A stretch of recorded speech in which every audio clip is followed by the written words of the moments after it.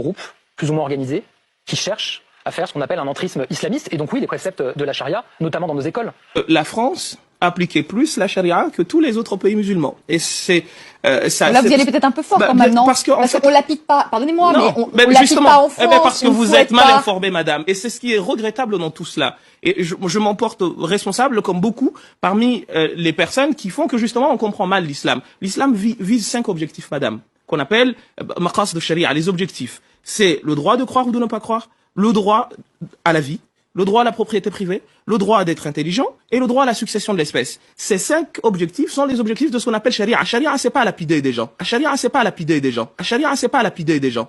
C'est autre chose, ça. C'est un point de jurisprudence sur 1 200 000 questions de droit musulman. Et on a voulu aujourd'hui, parce qu'il y a des actes barbares qui sont commis par des fous, qu'il faut appeler ainsi, réduire la charia à la lapidation, etc. Et sincèrement, je vous pose la question. Si c'est les 5 finalités de l'islam, dites-moi un pays qui se veut musulman, qui les respecte ou qui veut les atteindre autant que la France. Je vous dis, il n'y en a pas un seul. Sauf que, encore une fois, quand on parle, on dit les choses, des fois, on a l'impression qu'on ne veut pas nous entendre. Et au fond, on ne veut entendre que ce dont on a envie. Mais vous voyez, vous me dites, vous y allez fort parce que vous dites que charia, c'est lapidé. Parce qu'encore une fois, les choses vous ont été mal présentées et malheureusement, vous n'avez pas été chercher l'information là où il faudrait. Mohamed Bajrafil, un mot. C'est quoi un islam de France pour vous? Pour moi, je rejoins monsieur sur cette question parce que, au risque encore de vous surprendre, lorsqu'on a demandé au prophète de l'islam, c'est quoi le meilleur des islams?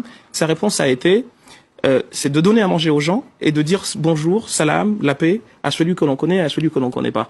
Donc, est-ce que c'est pas dans les valeurs de la République? C'est la raison pour laquelle tout à l'heure je vous ai dit, et ça vous a surprise, que finalement la France applique les finalités de l'islam plus que tous les autres pays qui se réclament de l'islam aujourd'hui. Donc, dire que l'islam et la République seraient antagonistes, sincèrement, c'est pas connaître l'islam et c'est pas non plus connaître les vraies valeurs de la République.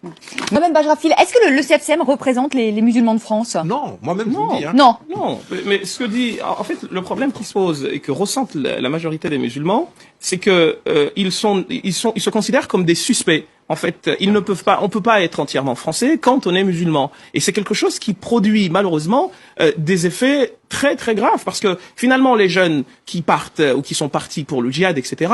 Eh bien, dans ce genre de discours, ils trouvent la raison de leur qui justifie le prétexte en se disant de toute façon, je ne serai jamais français entièrement parce que je m'appelle Mohamed ou parce que je suis considéré comme musulman, alors qu'il vaudrait être considéré à part entière comme des Français à part entière. Et l'histoire s'arrêterait là. Et sincèrement, quand je vois le Premier ministre, quand je vois le gouvernement s'intéresser à cette question, je me dis, mais là on est en train de bouger le curseur vers des questions qui ne sont pas les vrais problèmes. Le vrai problème de Mera, de Koulibaly et des Kouachi, c'est un problème qui n'a rien à voir avec les mosquées parce qu'ils les fréquentaient pas. Et c'est aussi quelque chose que l'on dit pas. C'est un problème socio-éducatif qui devrait être traité comme tel, mais on vient avec des solutions religieuses alors que ces jeunes-là, je ne les connais pas en tant qu'imam. Et pour être honnête avec vous, ceux qui vont jusqu'à ce bord-là ne me considèrent même pas comme musulman. Absolument. Et je trouve ça scandaleux qu'on vienne me demander à moi des solutions pour des problèmes socio-éducatifs dont je ne suis pas maître. Je suis d'accord que tous, parce que nous sommes dans un bateau commun qui s'appelle la France, cette France que tout le monde chérit,